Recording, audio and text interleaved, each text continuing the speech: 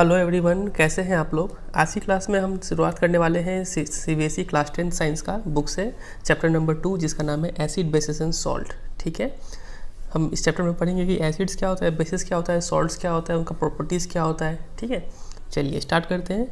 तो सबसे पहले हमारा जो टॉपिक है वो हम लोग एसिड और बेस को साइमल्टेनियसली पढ़ेंगे। ठीक है, साथ साथ में। चलिए सबसे पहले कुछ फीचर्स देख लेते हैं। एक तो acids are sour in taste. आपको पता होगा, पहले से आपने पिछले क्लास में पढ़ा होगा, ये एसिड का जो टेस्ट होता है वो खट्टा होता है। ठीक है, सावर टेस्ट होता है। एंड और एक प्रॉपर्टी है जो काफ़ी फेमस प्रॉपर्टी है उसका, कि वो जो ब्लू लिटमस का कलर है वो रेड में चेंज कर देता है। ठीक है, अगर आप नीला ब्लू लिटमस पेपर एसिड में डुबोएंगे तो वो नीला से क्या हो जाएगा, लाल हो जाएगा। ठीक है, और जहाँ तक बेसिस का बात है तो बेसिस का जो टेस्ट होता है वो बिटर होता है, कड़वा होता है टेस्ट में, और ये क्या करता है, रेड लिटमस को ब्लू करता है। ठीक है, अब आप सोचेंगे कि एसिड जो है वो ब्लू को रेड करता है ना। अब आप सोचेंगे कि एसिड में अगर रेड डाल देंगे तो क्या होगा, रेड को क्या कर देगा वो। तो एसिड में अगर रेड डालेंगे तो रेड में नो चेंज होगा। ठीक है, सिमिलरली बेस जो है वो रेड को ब्लू करता है। तो अगर आप ब्लू बेस में डाल देंगे तो ब्लू का कलर कोई चेंज नहीं होगा। ठीक है, और याद कैसे, बहुत जन को इसमें कन्फ्यूजन होता है कि कैसे याद करें, एसिड रेड से ब्लू करता है कि ब्लू से रेड करता है, याद नहीं कर पाते हैं। तो इसको याद करने का एक टेक्निक है, आप सिर्फ ए और बी याद रखिए। ठीक है, इतना याद रखने से सब काम हो जाएगा। कैसे, A for acid and B for blue. तो एसिड जो है वो ब्लू को क्या करता है, और कोई ऑप्शन नहीं है, रेडी करना होगा इसको। ठीक है, और एसिड का पता चल गया तो बेस के लिए बहुत इजी हो गया लिखना। अब तो बेस क्या करेगा, रेड को ब्लू कर देगा। इसका ऑपोजिट लिख देना है यहाँ पे। ठीक है, यहाँ तक। चलिए, ये टेक्निक है, अगर आपको ऐसे याद होता है तो ठीक है, नहीं तो आप इसको फॉलो कर सकते हैं। चलिए आगे बढ़ते हैं। तो एसिड और बेस में हमने दो डिफरेंस देख लिया, एक तो अकॉर्डिंग टू टेस्ट और लिटमस पेपर इफेक्ट। अगर अगला पॉइंट हम आए तो वो होता है इंडिकेटर। इंडिकेटर दो टाइप का होता है, एक होता है नेचुरल इंडिकेटर और दूसरा है सिंथेटिक इंडिकेटर। इंडिकेटर वो सब्सटेंसेस होते हैं जो डिफ्रेंशिएट करने में हेल्प करते हैं कि कौन सा चीज़ एसिड है और कौन सा चीज़ बेस है। तो अगर नेचुरल इंडिकेटर का बात करें तो लिटमस हो गया और टर्मरिक हो गया, ये दोनों क्या है, नेचुरल इंडिकेटर है। और अगर सिंथेटिक इंडिकेटर का एग्जाम्पल का बात करें तो मिथाइल ऑरेंज और फेनोप्थलीन, ये दोनों है सिंथेटिक इंडिकेटर। ठीक है, सिर्फ आपको नाम याद रखना है और कुछ यहाँ से नहीं आएगा। बस पहला इतना ही है इंट्रोडक्शन। एक क्वेश्चन कर लेते हैं, काफ़ी अच्छा क्वेश्चन है ये। लिखा हुआ है कि you have been provided with 3 test tubes. ठीक है, 3 टेस्ट ट्यूब है आपके पास। One of them contains distil water and the other 2 contains an acid solution and a basic solution. 3 test tube में एक में एसिड है, दूसरे में बेस है, तीसरे में डिस्टिल वाटर मतलब प्योर वाटर है। If you are given only red litmus paper, और आपको सिर्फ एक लाल लिटमस पेपर दिया गया है, how will you identify the contents of इस टेस्ट ट्यूब। अब कैसे पता करेंगे कि वो लाल टेस्ट ट्यूब से कि कौन सा एसिड है, कौन सा बेस है और कौन सा वाटर है। तीनों देखने में तो कलरलेस होता है। ठीक है, पानी जैसा ही दिखेगा तीनों, कैसे पता करेंगे। तो देखिए क्या करना है आपको। देखिए सबसे पहले ये 3 टेस्ट ट्यूब है आपके पास और आपके पास सिर्फ रेड लिटमस पेपर है। तो आपको पता है कि रेड लिटमस ब्लू हो जाएगा कब, जब उसको हम बेस के साथ ट्रीट करेंगे। तो क्या करेंगे कि इसमें से एक ड्रॉप इसमें डाल देंगे। अगर ये रेड से ब्लू हो गया तब तो कंफर्म हो गया कि ये बेस है, नहीं हुआ तो इसमें मूव करेंगे। ठीक है, अगर ये एसिड है तो इसमें नो चेंज होगा, वाटर है तो नो चेंज होगा। तो जो इसको रेड से ब्लू कर रहा है वो बेस होगा। मान लीजिए इसने इसको रेड से ब्लू कर दिया, तो इतना तो कंफर्म हो गया कि ये चीज़ क्या था, ये बेस था। ठीक है, एक चीज़ हमने सॉल्व कर दिया। अब बचा हुआ ये 2। अब इसमें से इस दोनों में से हमें बताना है कि कौन सा एसिड है और कौन सा वाटर है। ठीक है, अब इसके लिए हम लोग क्या करेंगे, तो इसके लिए हमें क्या करना होगा कि हम लोग क्या करेंगे कि ये तो पता है कि ये बेस है, तो हम लोग क्या करेंगे, एक मिक्सचर बनाएंगे। इसमें से एक बूंद और इसमें से एक बूंद मिला के एक मिक्सचर बना लेंगे। सिमिलरली इस बेस का एक बूंद और इसका एक बूंद मिला के एक मिक्सचर बना लेंगे। ठीक है, अब देखिए मान लीजिए ये एसिड होता और ये मान लीजिए वाटर होता, तो एसिड और बेस ये दोनों मिल के यहाँ पे कुछ बनाएगा। क्या बनाएगा हम लोग आगे देखने वाले हैं, फिलहाल अब मान लीजिए कुछ बनाएगा यहाँ पे, और यहाँ पे बेस और यहाँ पे वाटर ये दोनों मिल के क्या बनाएगा, ये मिल के बेस ही रहेगा ये। ठीक है, तो देखिए अगर हम यहाँ से एक बूंद इसमें डालें तो इसमें कुछ कलर चेंज होगा, और यहाँ से एक बूंद अगर इसमें डालें, अब मेरे को पता है कि ये बेस है, मतलब ये रेड को क्या कर देगा, ब्लू कर देगा। तो इन दोनों में से जो रेड को ब्लू कर दे, इसका मतलब ये वाला चीज़ जो आया था ये क्या था, वाटर था। समझ रहे हैं कि नहीं समझ रहे हैं। और ये क्या चेंज करेगा, वो जो भी चेंज करे उससे मतलब नहीं है। फिलहाल हम लोग को सिर्फ इतना देखना है कि कौन इन दोनों में से कौन सा रेड को ब्लू कर रहा है। जो रेड को ब्लू कर रहा होगा मतलब उसमें ज़रूर पानी होगा, बेस के साथ ज़रूर पानी मिला होगा, तभी तो उसको रेड को ब्लू कर रहा है। ठीक है, तो इस तरीके से हम लोग तीनों को डिटरमाइन कर लेंगे कि कौन सा एसिड, कौन सा बेस और कौन सा वाटर है। समझ में आया ये। जब ये वाटर हो गया तो ये ऑटोमेटिक एसिड हो जाएगा। चलिए अब आगे मूव करते हैं। अगला जो टॉपिक है यही हमारा आज का मेन टॉपिक है कि understanding the chemical properties of acids and bases. Acid और बेसिस का क्या क्या केमिकल प्रॉपर्टी है, ठीक है, काफ़ी इंपॉर्टेंट है। चलिए स्टार्ट करते हैं। सबसे पहले acids and bases in the laboratory. Laboratory में एसिड और बेस को कैसे पहचानेंगे वो हमें देखना है। तो देखिए यहाँ पे एक एक्टिविटी है, लिखा हुआ है collect the following solutions from the science laboratory. ये सब आपको कलेक्ट करना है, मतलब कलेक्ट नहीं करना, सिर्फ आपको नाम याद रखना है। यहाँ पे हाइड्रोक्लोरिक एसिड फॉर्मूला है HCl, याद कर लीजिए इसको, ठीक है, नाम और फार्मूला। Sulphuric acid H2SO4। अब ये काफ़ी खतरनाक है एसिड, इसको हम लोग किंग ऑफ केमिकल्स भी बोलते हैं, और कंसनट्रेटेड सल्फ्यूरिक एसिड को हम लोग किंग ऑफ एसिड्स भी बोलते हैं, ठीक है, काफ़ी दमदार एसिड है ये। और नाइट्रिक एसिड HNO3, मतलब ये तीनों ही बहुत खूंखार एसिड है। एसिटिक एसिड ये एक टाइप का कमज़ोर एसिड है, वीक एसिड। और सोडियम हाइड्रोक्साइड, अब देखिए यहाँ जिसमें भी ये हाइड्रोक्साइड आ रहा है, हाइड्रोक्साइड का फॉर्मूला होता है OH, sodium hydroxide NaOH, calcium hydroxide मतलब CaOH whole twice, potassium hydroxide मतलब KOH। तो जिसमें भी ये OH OH OH आ रहा है वो सब क्या होता है, बेस होता है। तो बेस को पहचानने का तरीका आप समझ गए। कोई भी कंपाउंड में अगर OH हाइड्रोक्साइड है तो आप समझ जाइएगा कि वो चीज़ क्या है, एक बेस है, ठीक है। और एसिड में क्या होता है, यूजुअली H होता है, H ये सब एसिड होता है, ठीक है। तो ये सब को आपको कलेक्ट करना है और इन सब इंडिकेटर्स के साथ टेस्ट करना है। तो हमें पता है red litmus solution, blue litmus solution ये सब नेचुरल इंडिकेटर है, और फेनोल्फथलीन और मेथाइल ऑरेंज ये सब क्या है, सिंथेटिक इंडिकेटर है, ठीक है। तो देखिए, तो आपको पता है कि रेड लिटमस सॉल्यूशन में अगर हम लोग बेस डालेंगे तो ये ब्लू हो जाएगा, अगर इसमें एसिड डालेंगे तो नो चेंज होगा। ब्लू लिटमस में एसिड डालेंगे तो ब्लू को रेड कर देगा, लेकिन अगर इसमें बेस डालेंगे तो नो चेंज होगा। फेनोल्फथलीन अगर इसमें बेस डाल दे तो ये पिंक हो जाएगा, ये लिख लीजिएगा, ये इंपॉर्टेंट है कि फेनोल्फथलीन बेसिक सॉल्यूशन में क्या होता है, पिंक होता है, और एसिडिक सॉल्यूशन में कलरलेस होता है। यहाँ पे आप लिख लीजिएगा पिंक इन बेस और कलरलेस इन एसिडिक, और ऐसे न्यूट्रल में भी कलरलेस ही होता है। और मिथाइल ऑरेंज जो है वो है रेड होता है इन एसिडिक सॉल्यूशन और येलो होता है इन बेसिक सॉल्यूशन, ठीक है, इसको नोट डाउन कर लीजिएगा। चलिए अब आगे बढ़ते हैं। तो अभी तक हमने जो इंडिकेटर देखा, ये चारों इंडिकेटर ये इंडिकेट करते हैं एसिड है कि बेस अपना कलर चेंज करके, ठीक है। लेकिन कुछ इंडिकेटर ऐसे भी होते हैं जो अपना स्मेल चेंज करते हैं, अपना गंध चेंज कर लेते हैं। उन सब इंडिकेटर्स को बोलते हैं ऑल्फैक्टरी इंडिकेटर्स, ठीक है।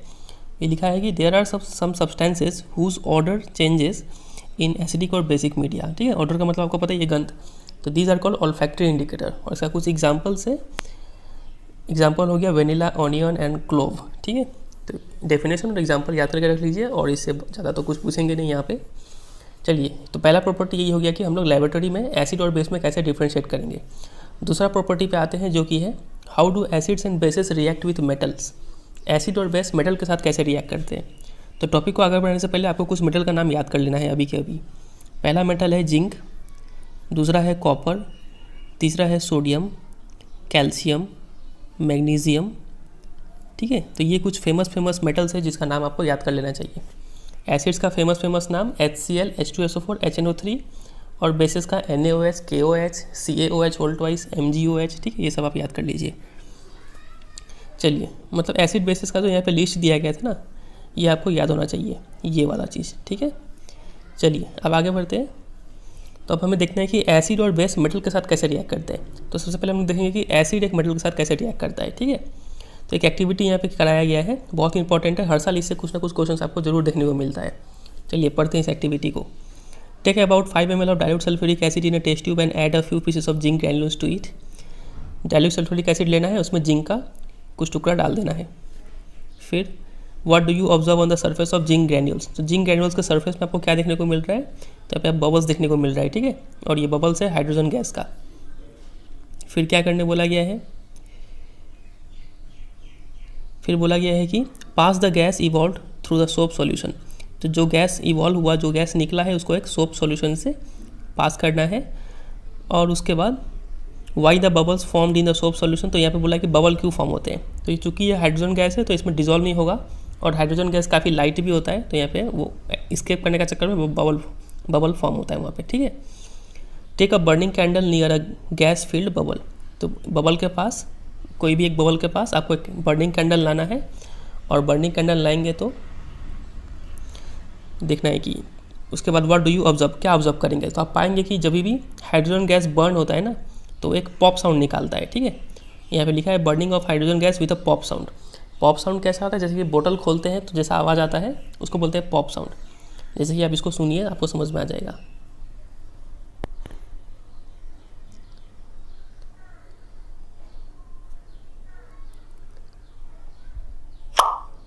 ठीक है, इसको बोलते हैं पॉप साउंड। तो इसी साउंड के साथ वो हाइड्रोजन गैस बर्न करता है। तो आज इसके ऊपर आपके एग्जाम में क्वेश्चन भी पूछते हैं कि a gas burns with pop sound, identify the gas. तो गैस होगा हाइड्रोजन गैस, ठीक है। तो repeat this activity with some more acids like HCl, HNO3। तो ये सब एसिड के साथ भी करेंगे तो हमें सेम रिजल्ट देखने को मिलेगा, हर बार ये हाइड्रोजन गैस इवॉल्व हो रहा होगा, ठीक है। तो इसका अगर इक्वेशन लिखे हम लोग तो देखिए, यहाँ पे हमने लिया था सल्फ्यूरिक एसिड, तो ये रहा सल्फ्यूरिक एसिड का फॉर्मूला, किंग ऑफ केमिकल्स। फिर हमने लिया था जिंक का टुकड़ा, तो ये रहा जिंक। तो जिंक जो है वो क्या करेगा, हाइड्रोजन को यहाँ से डिस्प्लेस कर देगा। तो हाइड्रोजन हट गया तो वहाँ पर गया जिंक सल्फेट और हाइड्रोजन गैस इवॉल्व हो गया, ठीक है। तो चूंकि यहाँ पे डिस्प्लेस कर रहा है तो ये एक टाइप का डिस्प्लेसमेंट रिएक्शन है, ठीक है। तो इक्वेशन डायग्राम भी आपको याद होना चाहिए, एग्जाम में एक्सप्लेन करने के लिए बोल देंगे, तो इसको आप याद कीजिएगा यहाँ पे, ठीक है। और ये रहा word equation, acid plus metal, salt plus hydrogen gas, ठीक है। तो ये तो हमने देख लिया कि एसिड जो है वो कोई भी मेटल के साथ कैसे रिएक्ट करता है। अब देखेंगे कि बेस कैसे रिएक्ट करता है मेटल के साथ, ठीक है। तो बेस कैसे पहचानेंगे, OH को देख के। तो ये रहा एक बेस है और ये रहा एक मेटल। अब यहाँ पे देखिए, ये तो बेस है। एसिड जब मेटल के साथ रिएक्ट करता है तो सॉल्ट तो देता ही है, प्लस कोई भी एक प्लस हाइड्रोजन गैस देता है, ठीक है। तो बेस सोचा कि हम क्यों पीछे हटे, हम क्या एसिड से कम है। तो ये भी मेटल के साथ जब रिएक्ट करता है तो हाइड्रोजन गैस तो निकालता ही है ज़बरदस्ती का, लेकिन हाइड्रोजन गैस निकालने का चक्कर में एक बहुत ही बेकार सा एक सॉल्ट बना देता है, जो कि सॉल्ट है सोडियम जिंकेट, और इसका फॉर्मूला आपको याद करना पड़ेगा, ठीक है। तो ये जो रिएक्शन है इसके ऊपर क्वेश्चन CBSE 2018 में आया हुआ था, ठीक है। आपसे पूछा गया था कि ये इक्वेशन को लिख के दिखाइए, तो आप 2 मार्क्स का आया था, तो काफ़ी इंपॉर्टेंट है, इसको भी आप याद कर लीजिएगा, ठीक है। तो बेस प्लस मेटल, ये रहा सॉल्ट, सोडियम जिंकेट और हाइड्रोजन गैस। तो बेस भी सिमिलर पैटर्न पे बिहेव करता है विद द एसिड, ठीक है। एसिड और बेस सिमिलरली बिहेव करता है विद द मेटल्स। चलिए आते हैं तीसरे पे, हम लोग शिफ्ट करते हैं कि how do metal carbonates and metal hydrogen carbonates react with acid. अब इसका टाइटल से हमें बहुत चीज़ समझना होगा। मेटल, बहुत सारा मेटल है, उसका नाम आपको याद हो गया होगा, कार्बोनेट्स। कार्बोनेट जैसे कि आपने याद कर रखा है कि सल्फेट का SO4 होता है, वैसे ही कार्बोनेट का भी आपको याद होना चाहिए, कार्बोनेट का होता है CO3, ठीक है। तो अगर कहीं कार्बोनेट लिखा हुआ है तो CO3 होगा, और अगर कहीं हाइड्रोजन कार्बोनेट लिखा हुआ है तो उसका मतलब वहाँ पे HCO3 होगा, ठीक है। और मेटल, कोई भी मेटल लगा लीजिए, मान लीजिए सोडियम लगाते हैं यहाँ पे, तो Na हो गया Na2CO3, और यहाँ पे अगर Na लगाएंगे तो NaHCO3। सोडियम हाइड्रोजन कार्बोनेट या फिर सोडियम बाई कार्बोनेट भी बोलते हैं इसको, ठीक है। हाइड्रोजन कार्बोनेट को बाई कार्बोनेट भी बोलते हैं, और यहाँ पे हो गया सोडियम कार्बोनेट। तो अब हमें देखना है कि ये कार्बोनेट सब एसिड के साथ रिएक्शन करके क्या निकालता है, ठीक है। तो एक बात याद रखिएगा, कार्बोनेट के साथ जो भी रिएक्शन होगा एसिड का, तो कार्बोनेट है तो एक प्रोडक्ट कभी ना कभी कार्बन डाइऑक्साइड गैस जरूर निकलेगा, ठीक है। चलिए एक्टिविटी पढ़ते हैं, काफ़ी इंपॉर्टेंट है ये भी। बोला गया कि टेक 2 टेस्ट ट्यूब्स, लेवल देम A and B, ठीक है। Take about 0.5 gram of sodium carbonate in test tube A and 0.5 gram of sodium hydrogen carbonate in test tube B। Sodium carbonate आपको लेना है तो सोडियम Na और carbonate CO3, तो Na2CO3। Sodium hydrogen carbonate मतलब NaHCO3, test tube A और B में ले लेना है रेस्पेक्टिवली। फिर 2 ml डाइल्यूट HCl दोनों में डालना है, ठीक है। क्या ऑब्जर्व करते हैं वो बताइए। और उसके बाद वो गैस को पास करना है through lime water. Lime water क्या होता है, calcium hydroxide solution, CaOH whole twice. ये सब आपको याद होना चाहिए अब, ठीक है। इसको हम लोग चैप्टर 1 में अच्छे से डिस्कस किए थे। और रिकॉर्ड योर ऑब्जर्वेशन। तो देखिए रिएक्शन कैसे होगा। तो यहाँ पे देखिए आप, ये रहा मेटल कार्बोनेट, सोडियम कार्बोनेट, और ये रहा एसिड। तो हम पहले ही आपको बता चुके हैं, जब भी कार्बोनेट होता है तो एक प्रोडक्ट कार्बन डाइऑक्साइड गैस जरूर मिलेगा, ठीक है। और प्लस वाटर मिलेगा और प्लस एक सॉल्ट मिलेगा, NaCl कॉमन सॉल्ट है, सोडियम क्लोराइड। वैसे अगर मेटल बाई कार्बोनेट भी अगर लेते हैं HCl के साथ, तो कार्बोनेट है यहाँ पे, तो carbon dioxide gas plus water same to same मिल रहा है, और सॉल्ट भी सेम टू सेम मिल रहा है। बस डिफरेंस क्या है कि यहाँ पे 2 लगा हुआ है बैलेंसिंग में, यहाँ पे ऑलरेडी बैलेंस्ड है। तो ये इक्वेशंस आपको याद होना चाहिए कि कार्बोनेट और बाइकार्बोनेट के साथ कैसे रिएक्शन होता है। अब यहाँ पे बोला गया है कि ये गैस को पास करने बोला था लाइम वाटर के साथ, ठीक है, ये गैस को पास करने बोला था लाइम वाटर के साथ। तो ये रहा गैस, कार्बन डाइऑक्साइड गैस, तो वो हमने यहाँ पे लिया और लाइम वाटर का फॉर्मूला हो गया CaOH होल ट्वाइस।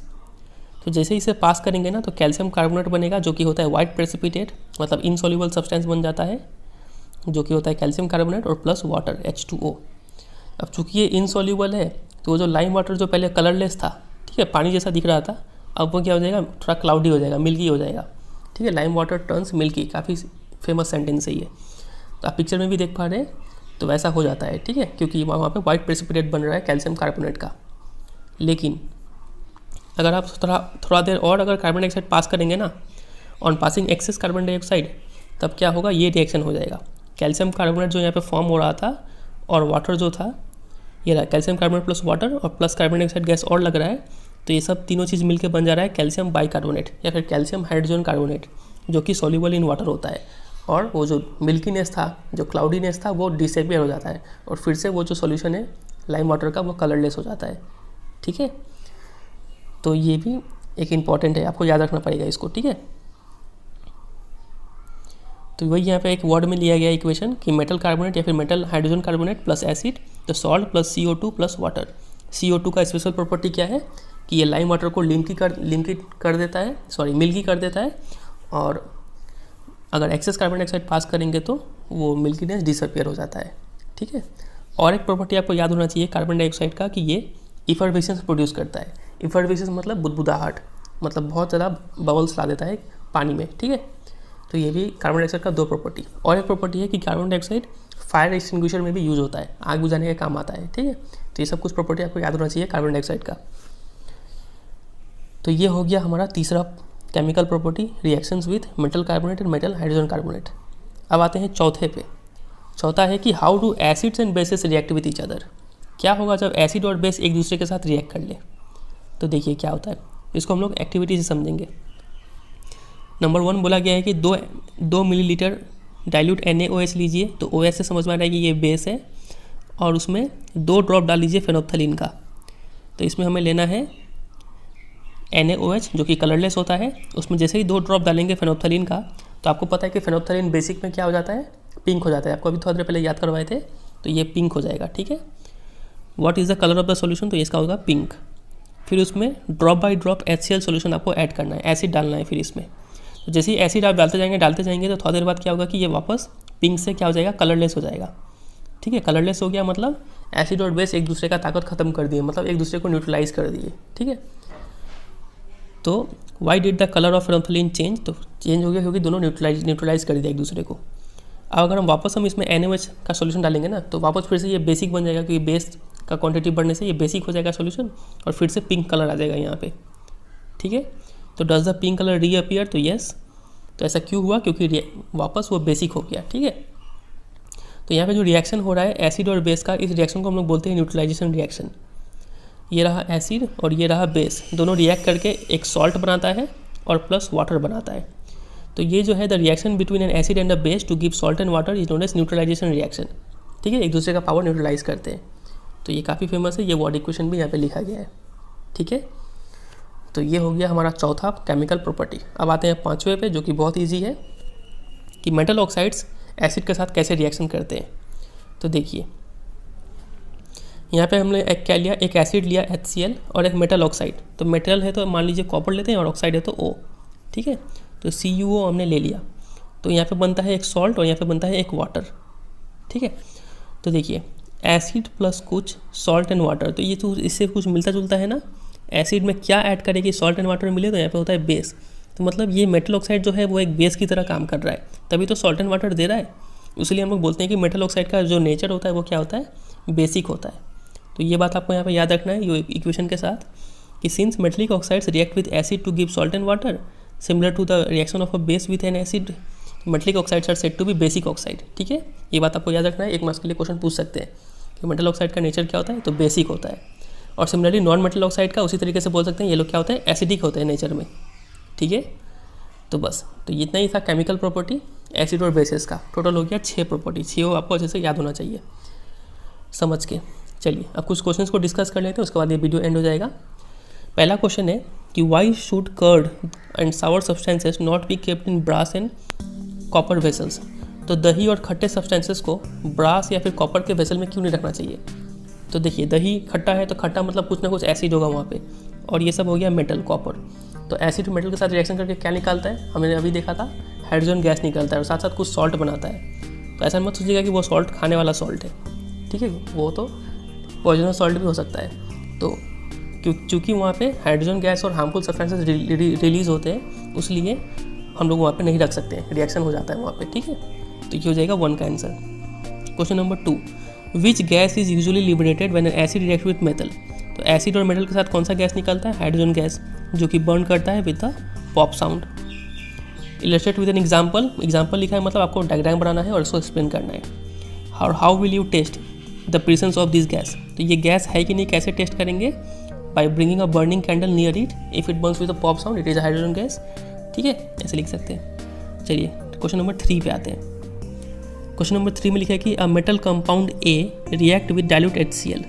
तो कुछ मेटल का कंपाउंड है और प्लस HCl हो रहा है यहाँ पे, टू प्रोड्यूस इफरविसेंस। तो इफरविसेंस मतलब कार्बन डाइऑक्साइड का प्रॉपर्टी है ये। The gas evolves extinguishes a burning candle. अब तो कंफर्म हो गया कि वो गैस कार्बन डाइऑक्साइड गैस ही है, तो यहाँ पे CO2 बन रहा है,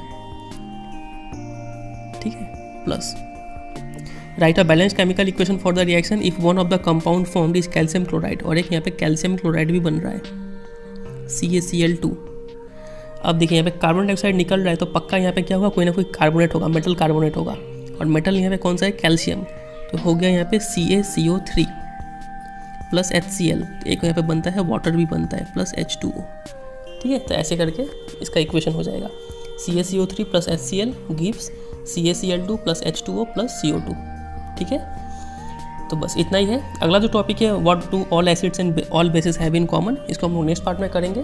उम्मीद करते हैं आपको आज का टॉपिक और वीडियो समझ में आया होगा। वीडियो को थोड़ा सा भी हेल्पफुल रहा तो वीडियो को जरूर एक लाइक कर दीजिए, क्योंकि आपका एक छोटा सा लाइक काफ़ी मोटिवेट करेगा मेरे को और भी वीडियो बनाने में, ठीक है।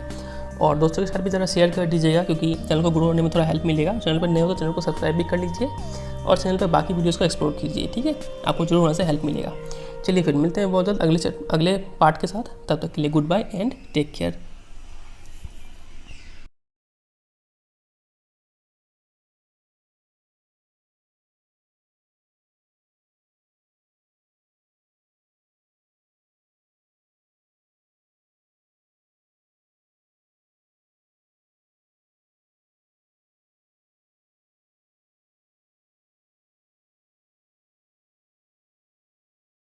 हेलो एवरीवन, कैसे हैं आप लोग। तो आज की क्लास में हम लोग पढ़ने वाले हैं CBSE क्लास 10th साइंस का चैप्टर नंबर 2, जिसका पार्ट 2 आज हम लोग पढ़ने वाले हैं। पार्ट 1 उम्मीद करते हैं आप देख लिए होंगे, और अगर आपने नहीं देखा है तो डिस्क्रिप्शन में लिंक है, आप वहाँ पर जाकर देख सकते हैं, ठीक है। चलिए स्टार्ट करते हैं आज के वीडियो को। आज का हमारा टॉपिक है कि what do all acids and all basis have in common. सभी एसिड्स, जितने भी एसिड्स है, चाहे वो स्ट्रॉन्ग एसिड हो, वीक एसिड हो, या फिर जितने भी बेसिस है, तो सब एसिड्स में क्या एक चीज़ है जो सेम है, और सब बेसिस में क्या एक चीज़ है जो सेम है, वो हमें आज पता लगाना है, ठीक है। चलिए, तो हमने पिछली क्लास में पढ़ा था कि एसिड्स जो है वो मेटल के साथ रिएक्ट करके एक गैस लिबरेट करता है। वो गैस कौन सा है, हाइड्रोजन गैस, ठीक है। तो चलिए एक एक्टिविटी के जरिए पता लगाते हैं कि क्या हर वो कंपाउंड जिसमें हाइड्रोजन है क्या वो एसिडिक है क्या, ये आज हम लोग पता लगाएंगे, ठीक है। तो एक्टिविटी 2.8 काफ़ी इंपॉर्टेंट एक्टिविटी है, चलिए पढ़ते हैं। बोला गया है take solutions of glucose, alcohol, hydrochloric acid, sulphuric acid. इन सब चीज़ का सॉल्यूशन आप ले लीजिए, ठीक है, अलग अलग जगह। फिर fix 2 nails on a cork and place the cork in a 100 ml beaker. तो एक कॉर्क ले लीजिए, ठीक है, और उसमें 2 ठोक नेल्स जो है उसको उसमें ठोक दीजिए, 100 ml का बीकर में रख दीजिए। फिर connect the nails to the 2 terminals of a 6 volt battery. फिर नेल्स का जो 2 एंड है इसको एक बैटरी का 2 एंड पे कनेक्ट कर दीजिए, ठीक है, दोनों नेल्स को इस तरीके से। उसके बाद क्या करना है, now pour some dilute HCl in the beaker and switch on the current. उसके बाद इसमें डाइल्यूट HCl डाल लीजिए। ये डाइल्यूट क्या होता है, डाइल्यूट कंसनट्रेटेड, ये भी आज हम लोग समझने वाले हैं, ठीक है। तो ये आप डाल दीजिए इसमें और फिर स्विच को ऑन कर दीजिए। तो repeat the activity with dilute sulphuric acid. ये तो HCl से किए थे, अब इसके जगह पर सल्फ्यूरिक एसिड डाल के कीजिए इसी को repeat. What do you observe, तो हम पाएंगे कि ये जो बल्ब है वो ग्लो करेगा, ठीक है। और बोला कि इसी को रिपीट कीजिए ग्लूकोज और अल्कोहल के साथ भी, क्योंकि इसमें भी तो हाइड्रोजन होता है, ठीक है। और डज द बल्ब ग्लो, तो आप पाएंगे कि ग्लूकोज और अल्कोहल के केस में ये बल्ब नहीं जलेगा, सिर्फ एसिड से ये बल्ब जला। तो ऐसा क्यों हुआ? तो आपको ये बात पता होना चाहिए कि इलेक्ट्रिक करंट कोई एक वायर में तभी फ्लो करता है जब उसमें क्या हो, इलेक्ट्रॉन्स के जरिए फ्लो करता है, ठीक है। लेकिन कोई एक सॉल्यूशन में इलेक्ट्रिक करंट तभी फ्लो कर पाएगा जब उसमें क्या हो, आयंस हो, ठीक है। आयंस दो टाइप का होता है, कैटायंस और एनायंस। कैटायंस मतलब पॉजिटिवली चार्ज और एनायंस मतलब नेगेटिवली चार्ज आयंस, ठीक है। अब देखिए यहाँ पे क्या होता है। तो सॉल्यूशन में हमने अभी देखा कि सॉल्यूशन में करंट तभी जाएगा जब आयंस हो। तो हमने देखा कि एसिड में करंट जा रहा है, इसका मतलब ज़रूर एसिड आयन प्रोड्यूस किया होगा। तो देखिए यहाँ पे क्या लिखा हुआ है, acids contain H+ ion as cation. तो H+ आयन है तो वो कैटायन हो गया, और जो भी है HCl अगर एसिड है तो H तो हो गया आयन वाला, और Cl जो हो गया Cl- वो हो गया एनायन, ठीक है। सिमिलरली HNO3 में H तो हो गया H+ आयन हो गया कैटायन, और NO3- जो हो गया वो हो गया एनायन। SO4 2- जो हो गया वो सल्फ्यूरिक एसिड का एनायन हो गया। सिमिलरली एसिटिक एसिड का भी ये एनायन हो गया, ठीक है। तो since the cation present in acids is H+, तो सभी टाइप का एसिड हो, चाहे वो HCl हो, HNO3 हो, H2SO4 हो, एसिटिक एसिड हो, सभी एसिड में H+ आयन हमें देखने को मिल रहा है, ये कैटायन सब में प्रेजेंट है। तो ये सजेस्ट करता है कि एसिड्स प्रोड्यूस हाइड्रोजन आयंस, और हाइड्रोजन आयंस को हम लोग डिनोट कैसे करते हैं, H+ और ब्रैकेट में AQ जरूर लिखेंगे, ठीक है। अभी हम बताएंगे कि ब्रैकेट में AQ क्यों लिखते हैं। AQ का मतलब होता है कि एक्वस, ठीक है, मतलब वो जो है पानी में घुल के प्रेजेंट है H+ आयन, ठीक है। तो सब एसिड में ये H+ ion, H+ cation present है, और in solution which are responsible for the acidic property, और यही H+ आयन के कारण कोई भी एसिड उसमें एसिडिक प्रॉपर्टी होता है, ठीक है। तो हमारा जो टॉपिक क्या था कि what do all acids and all basis have in common. तो फिलहाल के लिए हमें ये तो पता चल गया कि सभी एसिड में क्या कॉमन होता है, H+ आयन सभी एसिड में कॉमन होता है, ठीक है। और H+ आयन को हम लोग लिखते कैसे हैं, H+ AQ, ठीक है। चलिए, और वैसे ही अगर हम बेस का बात करें ना, तो आपको पता है कि बेस किसको बोलते हैं, पिछली क्लास में समझा चुके हैं, जिसमें भी हाइड्रोक्साइड आयन हो उसको बोलते हैं बेस। तो ये बेस भी, हर बेस में क्या होता है, OH- आयन होता है। तो ये बेस का प्रॉपर्टी है। एसिड का प्रॉपर्टी क्या हो गया, H+ आयन, और बेस का प्रॉपर्टी हो गया OH- आयन, ठीक है। ब्रैकेट में AQ तो होगा ही दोनों जगह। चलिए एक थोड़ा और पढ़ते हैं तो अभी और आपको क्लियर हो जाएगा। अगला टॉपिक है what happens to an acid और a base in a water solution. अगर किसी एसिड या फिर बेस को पानी में घोल देंगे तो क्या होगा। तो do acid produce ion only in aqueous solution. तो यहाँ पे जो क्वेश्चन है कि एसिड्स जो है आयंस तभी प्रोड्यूस करेगा जब एक्वस सॉल्यूशन हो, जब पानी उसमें प्रेजेंट हो। तो इसको हम टेस्ट करेंगे, ठीक है। काफ़ी इंपॉर्टेंट एक्टिविटी है ये। बोला गया है take 1 gram sodium chloride in a clean and dry test tube. एक साफ सूखा टेस्ट ट्यूब में सोडियम क्लोराइड ले लीजिए, और कंसनट्रेटेड सल्फ्यूरिक एसिड भी उसमें ले लीजिए, ठीक है। तो आप पाएंगे कि देखिए ये रहा NaCl को, थोड़ा जूम करते हैं पहले। तो ये आप यहाँ पे रिएक्शन देख पा रहे हैं यहाँ पे कि NaCl हमने लिया सॉल्ट, और डाइल्यूट सल्फ्यूरिक एसिड ये रहा, रिएक्शन हो रहा है यहाँ पे। तो ये यहाँ पे डबल डिस्प्लेसमेंट हो रहा है। तो यहाँ पे देखिएगा कि ये Cl इधर आ जाएगा, H2SO4 इधर आ जाएगा, ठीक है। पहले चैप्टर 1 में हम समझा चुके हैं इसको। तो हमें मिला एक सॉल्ट Na2SO4 और HCl, ये भी एक एसिड है, लेकिन ये जो मिलेगा ना HCl, ये एक गैस के रूप में मिलेगा, ठीक है। HCl का गैस प्रोड्यूस होगा यहाँ पे। तो अब क्या बोला गया है करने के लिए कि is there a gas coming out. तो हाँ, गैस तो निकल रहा है, और हमें पता भी चल गया कौन सा गैस है वो, HCl हाइड्रोक्लोरिक गैस है वो। तो test the gas evolve successfully with dry and wet blue litmus paper. तो इस गैस को बोला गया है टेस्ट करने के लिए एक सूखा लिटमस पेपर से और एक वेट लिटमस पेपर से, ठीक है। तो और दोनों ही ब्लू ही होगा क्योंकि एसिड ब्लू को रेड करेगा। तो फिर आपको देखना होगा कि कौन सा लिटमस पेपर, सूखा वाला ब्लू से रेड होता है या फिर भीगा वाला ब्लू से रेड होता है। तो आप पाएंगे कि जो भीगा वाला जो है वो ब्लू से रेड हो गया, सूखा वाला ब्लू से रेड नहीं हुआ, ठीक है। तो इसे क्या प्रूव होता है, इसे ये प्रूव होता है, ये रहा यहाँ पे लिखा हुआ है, this experiment suggest that hydrogen ions in HCl are produce in the presence of water. Hydrogen ion acid का तभी निकलेगा जब वाटर प्रेजेंट हो। हमें तो HCl गैस मिला था, इसमें तो वाटर नहीं था HCl, लेकिन जैसे ही हमने ड्राई लिटमस पेपर लाया तो उसमें भी वाटर नहीं है, ये भी ड्राई है लिटमस पेपर और ये भी ड्राई, तो H प्लस आयन यहाँ पे निकल नहीं पाया और उसलिए उस सूखे वाले लिटमस पेपर को वो ब्लू से रेड नहीं कर पाया। वहीं अगर हम वेट लिटमस पेपर लेते ना, भीगा हुआ लिटमस पेपर लेते, तो मॉइस्चर जो है वो हेल्प करता है इसका H प्लस आयन निकालने में, और तब वो वेट लिटमस पेपर को ब्लू से रेड कर देता। समझ पा रहे इतना बात को? चलिए, तो वो यहाँ पे लिखा गया है कि this experiment suggest that hydrogen ions in HCl are produced in the presence of water. Water का प्रेजेंस में ही हाइड्रोजन आयंस निकलेगा। The separation of hydrogen ion from HCl molecule can not occur in the absence of water. अगर water नहीं है तो H plus ion का separation नहीं हो सकता है। तो ये रहा HCl और उसमें पानी मिलाए तो ऐसे सेपरेट हो गया Cl माइनस और H3O प्लस। अब बोलेंगे कि H3O प्लस कहाँ से आ गया, यहाँ तो H प्लस निकलना चाहिए था। तो H प्लस आयन कभी भी अकेले एग्जिस्ट नहीं कर सकता है, वो हमेशा पानी के साथ मिलकर हाइड्रोनियम आयन बना लेता है। इसको बोलते हैं हाइड्रोनियम आयन। H3O प्लस को हाइड्रोनियम आयन बोलते हैं। तो hydrogen ions can not exist alone. वो फिर से बोला गया है कि alone H plus ion exist नहीं कर सकता है, but they exist after combining with water molecule. ठीक है, H प्लस आयन अकेले नहीं रह सकता है, वो कंबाइन कर जाएगा पानी के एक और मॉलिक्यूल के साथ और बना लेगा H3O प्लस। ठीक है, H 3 हो गया और O प्लस, ये इसको बोलते हैं हाइड्रोनियम आयन। तो ऐसे वो रहता है। Thus hydrogen ions must always be shown as H plus AQ और हाइड्रोनियम आयन। तो वो यहाँ पे बोला गया था कि हाइड्रोजन आयन को अगर आपको शो करना है तो H प्लस AQ जरूर लिखना होगा, नहीं तो H3O प्लस लिखना होगा। कोई सिर्फ H प्लस लिख रहा है तो वो थोड़ा मिस्टेक माना जाएगा। ठीक है, क्योंकि ये अलोन एग्जिस्ट नहीं कर सकता है। समझे कि नहीं? इसीलिए हम आपको यहाँ पे बोले थे कि यहाँ पे H प्लस AQ लिखना पड़ेगा। ठीक है, क्योंकि H प्लस अलोन एग्जिस्ट नहीं कर सकता है। We have seen that acids give H3O plus या फिर H plus AQ ion in water. तो ये दोनों में आपका ऑप्शन है, क्या तो H3O प्लस लिखिए नहीं तो H प्लस AQ लिखिए, दोनों एक ही चीज़ है। तो एसिड्स ये देता है वाटर में।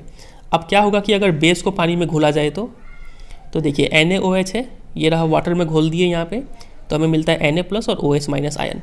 तो सब बेस में हाइड्रोक्साइड आयन हमें देखने को मिलता है, और OH माइनस भी लिखते हैं तो ब्रैकेट में AQ जरूर लिखते हैं हम लोग। ठीक है,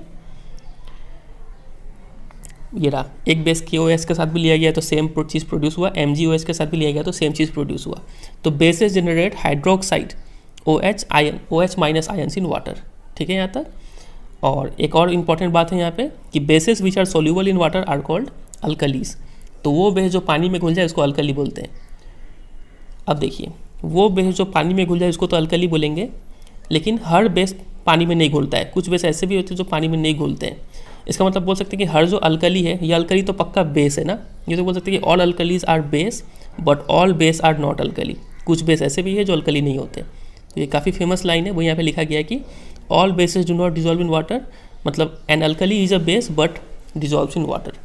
ठीक है, चलिए एक और इम्पॉर्टेंट एक्टिविटी है यहाँ पे कि क्या होता है जब हम लोग वाटर और एसिड या फिर बेस को मिलाते हैं तो क्या होता है। तो एक्टिविटी है, इंपॉर्टेंट एक्टिविटी, चलिए पढ़ते हैं। लिखा हुआ है कि take 10 ml water in a beaker. एक बीकर में 10 मिलीलीटर पानी ले लीजिए। Add few drops of concentrated H2SO4 to it. फिर उसमें कुछ बूंद कंसनट्रेटेड सल्फ्यूरिक एसिड डालिए। काफ़ी खतरनाक किंग ऑफ एसिड इसको बोलते हैं। स्वॉल्व द बीकर स्लोली, फिर उसको मिला दीजिए। Touch the base of the beaker, beaker का बेस टच कीजिए।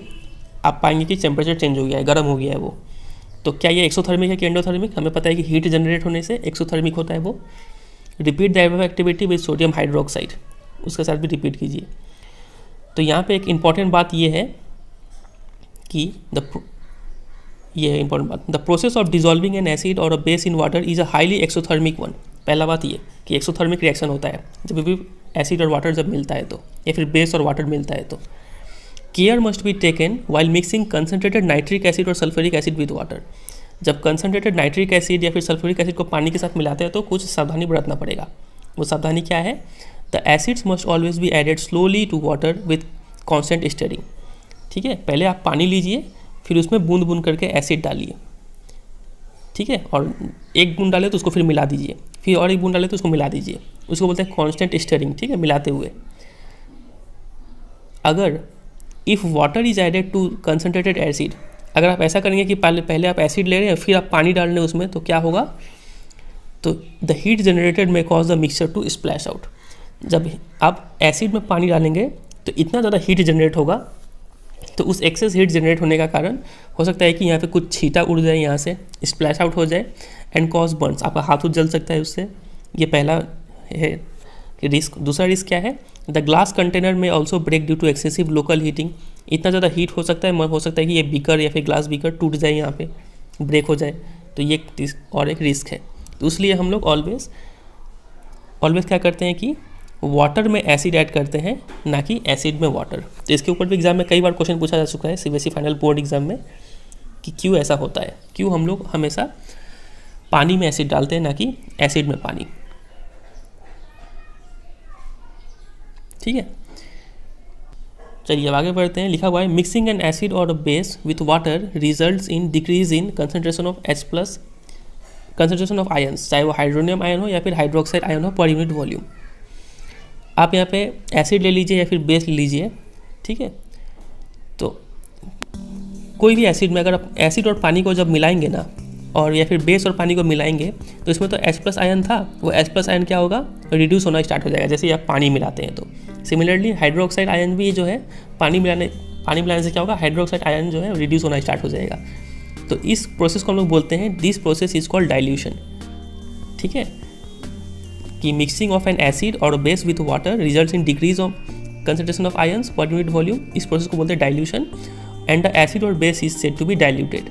तो ये आपको समझ में आया डाइल्यूटेड। कभी कभी आपको लिखा रहता है डाइल्यूटेड डिल H2SO4।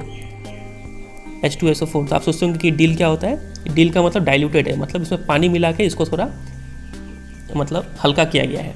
डाइल्यूट का अपोजिट होता है कंसनट्रेटेड, मतलब ये गाढ़ा वाला होता है, ज़्यादा एसिड का मात्रा है इसमें, और डाइल्यूटेड मतलब थोड़ा कम है, इसमें पानी ज़्यादा है। ठीक है, तो एक क्वेश्चन ये भी पूछ लेते हैं आपसे एग्जाम में कि अगर एसिड और बेस में अगर पानी मिलाएंगे तो कंसंट्रेशन ऑफ आयरन डिक्रीज होगा या फिर इंक्रीज होगा, ये पूछ लेंगे आपसे। तो आपको लिखना होगा डिक्रीज।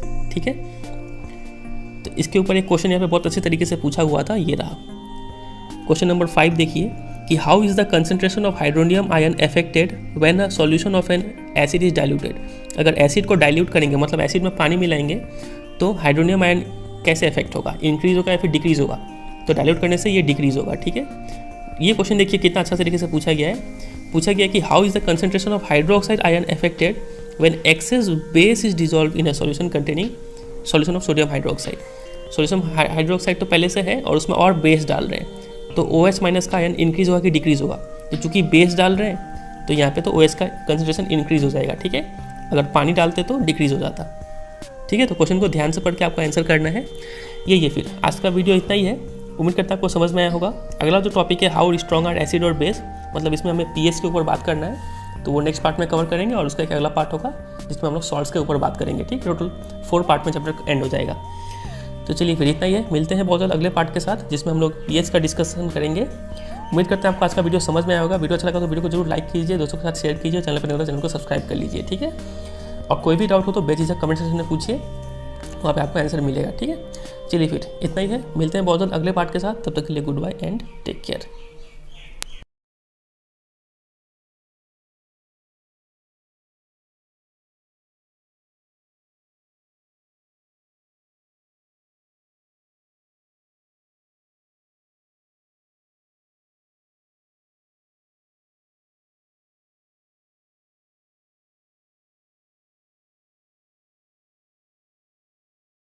हेलो एवरीवन, कैसे हैं आप लोग। तो आज की क्लास में हम पढ़ने वाले हैं सीबीएसई क्लास 10 साइंस का चैप्टर नंबर 2 का पार्ट 3। ठीक है, आज के टॉपिक में हमें पढ़ना है हाउ स्ट्रॉन्ग आर एसिड्स और बेस सॉल्यूशंस। ठीक है, एसिड का क्या होता है, एसिड का केमिकल प्रॉपर्टी क्या है, बेस क्या होता है, बेस का केमिकल प्रॉपर्टी क्या है, कैसे आइडेंटिफाई करेंगे, ये हमने पिछले के पार्ट में 2 पार्ट में हमने पढ़ लिया है। ठीक है, अगर आपने नहीं देखा है तो आपको डिस्क्रिप्शन में लिंक मिलेगा, वहाँ पर जाके आप देख सकते हैं।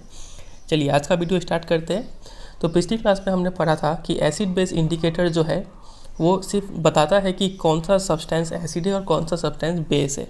ठीक है, और हमने ये भी पढ़ा था कि डाइल्यूशन प्रोसेस क्या होता है और डाइल्यूशन के जरिए कैसे उसमें पानी मिलाते हैं और कैसे वहाँ पे जैसे ही पानी मिलाते हैं तो H+ का कंसनट्रेशन या फिर OH- का कंसनट्रेशन डिक्रीज़ होता है।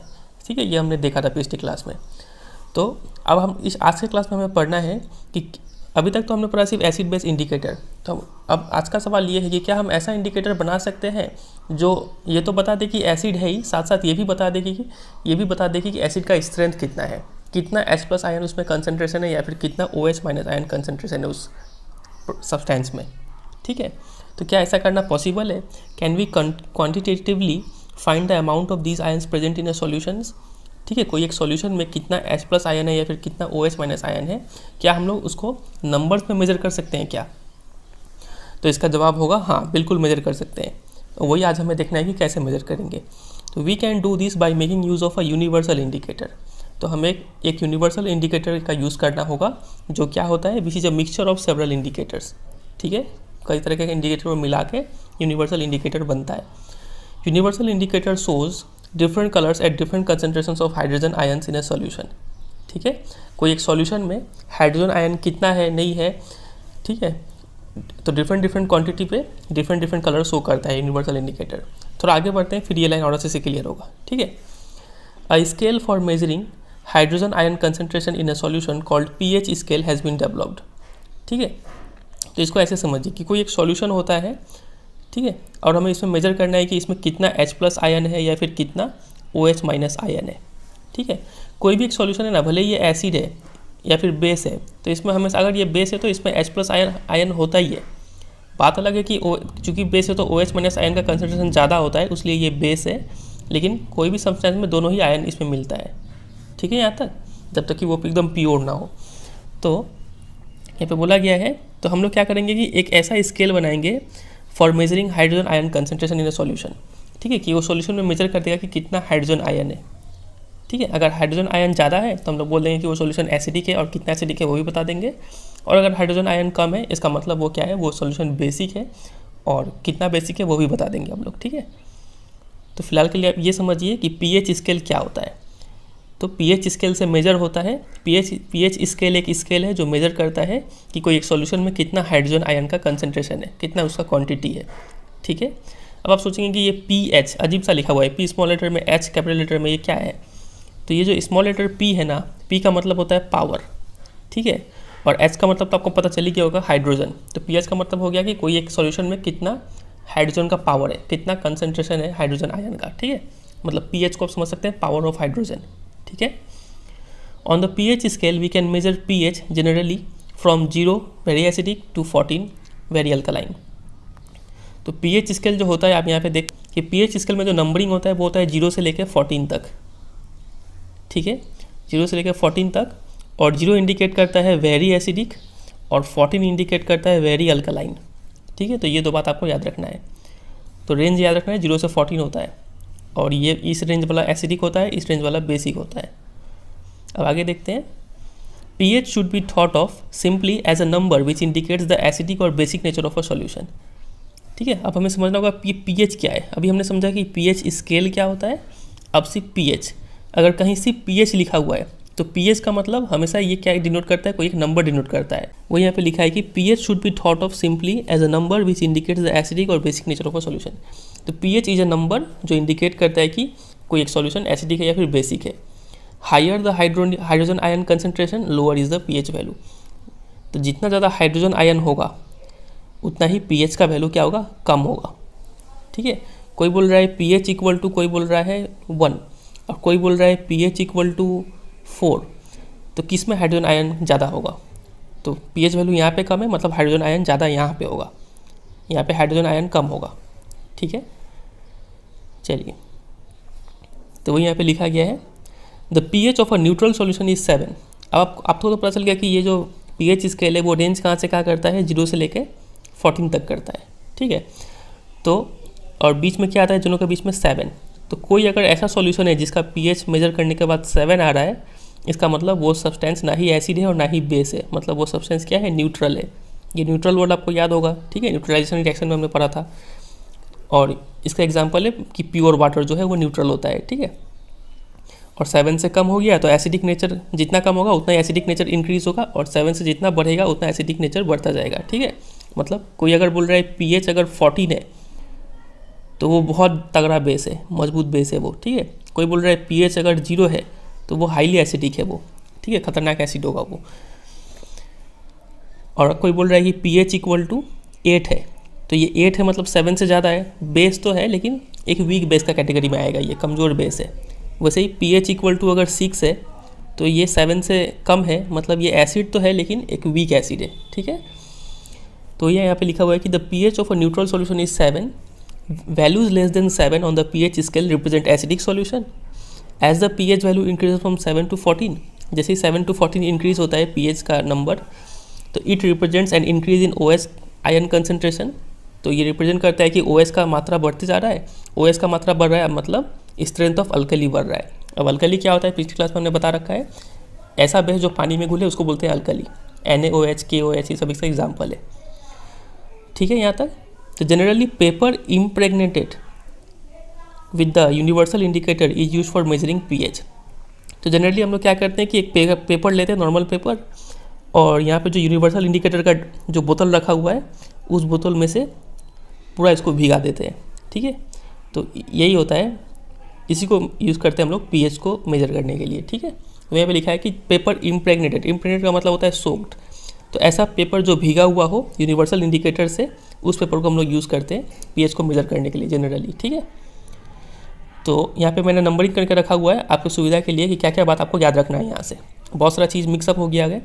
पहला बात तो आपको याद रखना है कि यूनिवर्सल इंडिकेटर से हम लोग मेजर कर सकते हैं कि किसी सॉल्यूशन में कितना हाइड्रोजन आयन कंसनट्रेशन है, ठीक है, कितना मजबूत एसिड है या फिर कितना कमज़ोर एसिड है, वो मेजर हो जाएगा यूनिवर्सल इंडिकेटर से, ठीक है। ये पहला बात। दूसरा बात, pH स्केल क्या होता है। तो pH स्केल एक ऐसा स्केल है जो मेजर करता है हाइड्रोजन आयन कंसनट्रेशन को इन ए सॉल्यूशन, ठीक है। ये दूसरा बात। तीसरा बात ये होगा कि ये जो pH स्केल का जो रेंज है, ये दूसरा बात में आएगा कि pH स्केल का जो रेंज होता है वो 0 से 14 होता है, ठीक है। तीसरा बात जो है, सिर्फ pH का मतलब क्या है, तो pH का मतलब एक ऐसा नंबर है जो बताता है, उस नंबर को देख के हम बता सकते हैं कि वो सॉल्यूशन एसिडिक है या फिर बेसिक है। अगर pH 8 है तो बेसिक हो गया, pH 6 है तो एसिडिक हो गया, pH 7 है तो न्यूट्रल हो गया, ठीक है। और ये चौथा बात आपको ये रखना है कि जितना ज़्यादा हाइड्रोजन आयन कंसनट्रेशन उतना ही कम pH, ठीक है। मतलब pH 1 है या फिर 2 है तो वहाँ पे हाइड्रोजन आयन बहुत ज़्यादा है, pH अगर 8 है तो हाइड्रोजन आयन कम है वहाँ पे, ऐसे उल्टा रिलेशन है यहाँ पे, ठीक है। पाँचवा बात जो आपको याद रखना है वो ये कि 7 न्यूट्रल होता है, 7 से ज़्यादा बेसिक और 7 से कम एसिडिक, ठीक है। तो ये 5 पॉइंट आपको याद रखना है यहाँ से सिर्फ। चलिए आगे बढ़ते हैं। तो ये रहा एक pH स्केल का एग्जाम्पल दिया गया है।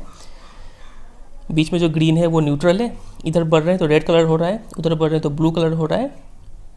और आप स्क्रीन पे भी देख पा रहे हैं कुछ कॉमन सब्सटेंसेस का pH यहाँ पे दिया गया है, ठीक है। तो अगर आप इस पिक्चर में देखें तो आप यहाँ पे देख पा रहे हैं कि गैस्ट्रिक जूस, हमारे पेट में जो एसिड है HCl एसिड, उसका जो pH है वो 1.2 है, मतलब अच्छा खासा स्ट्रॉन्ग एसिड है हमारे पेट के अंदर। फिर लेमन जूस का pH होता है 2.2, ऐसे लिखा गया है यहाँ पे। चलिए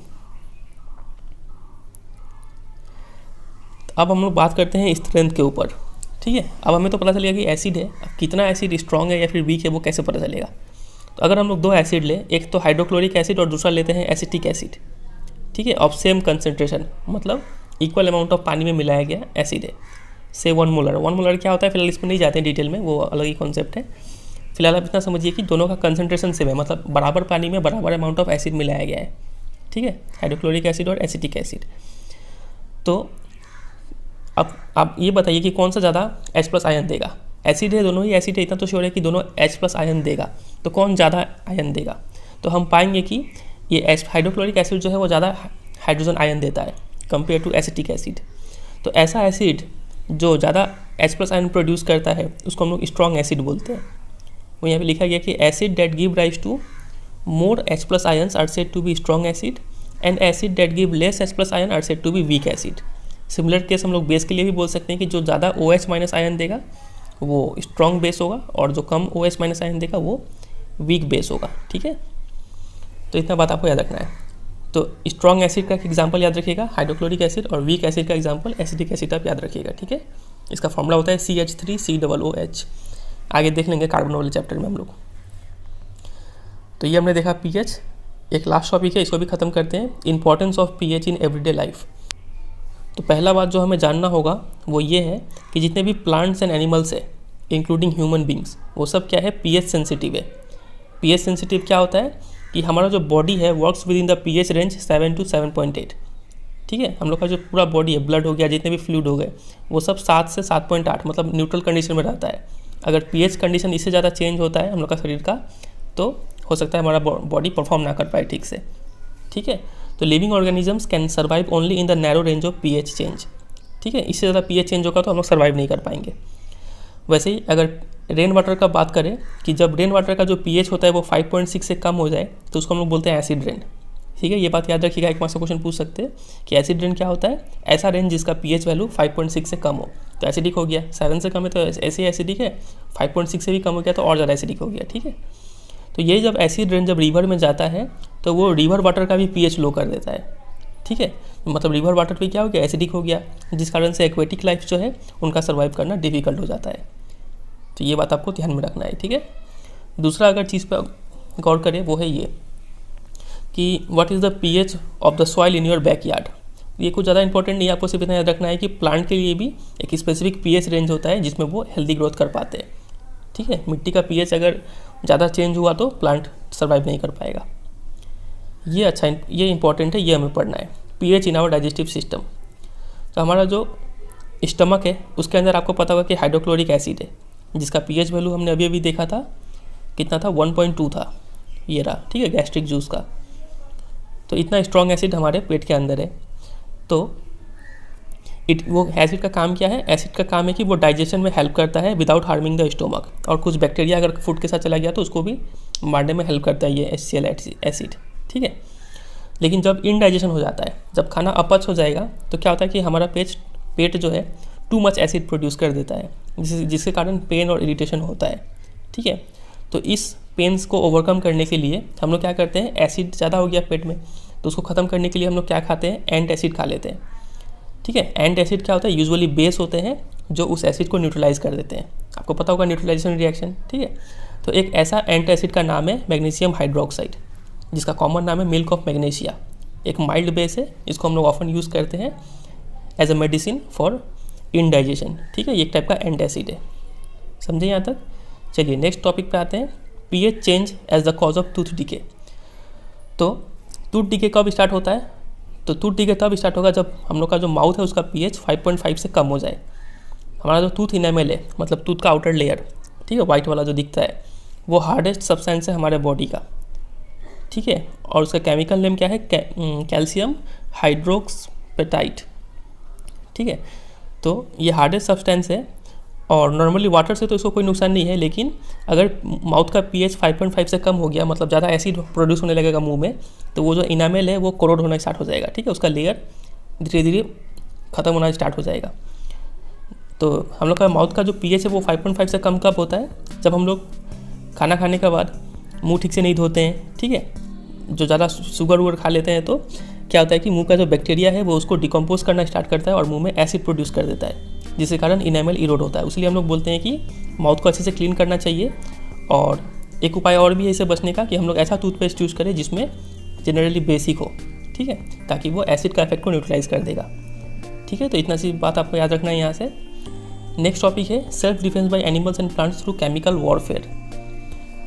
तो बहुत सारे एनिमल्स और प्लांट्स सेल्फ डिफेंस के लिए एसिड और बेस का यूज़ करते हैं। जैसे कि बी स्टिंग हो गया, जब भी वो मधुमक्खी काटता है तो एक एसिड छोड़ देता है जिसको बोलते हैं फॉर्मिक एसिड, ठीक है, हमारे चमड़ी के अंदर, जो जिससे पेन और इरिटेशन होने लगता है।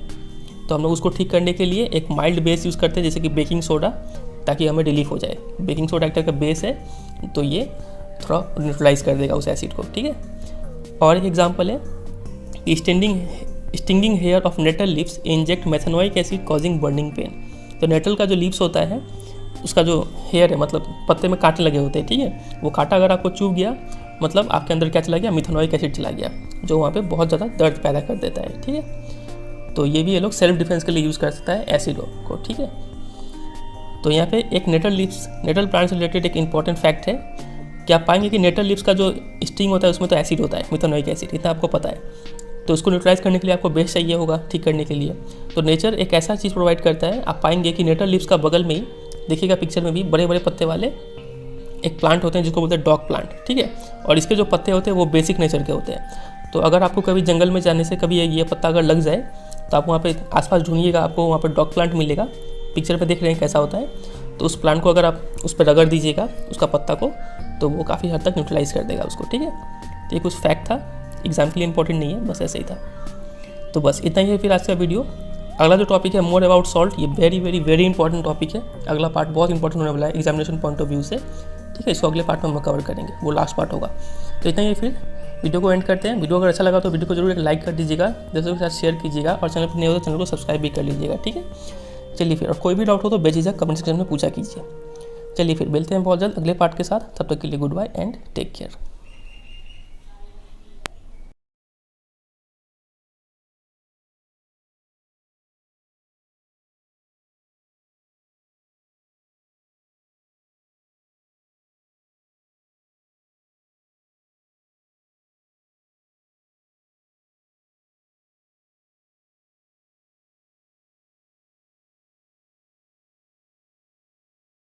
हेलो एवरीवन, कैसे हैं आप लोग। तो आज की क्लास में हम पढ़ने वाले हैं मोर अबाउट सॉल्ट्स, ठीक है। इसके पहले के 3 पार्ट में हमने एसिड और बेसिस को अच्छी तरीके से ख़त्म कर लिया है।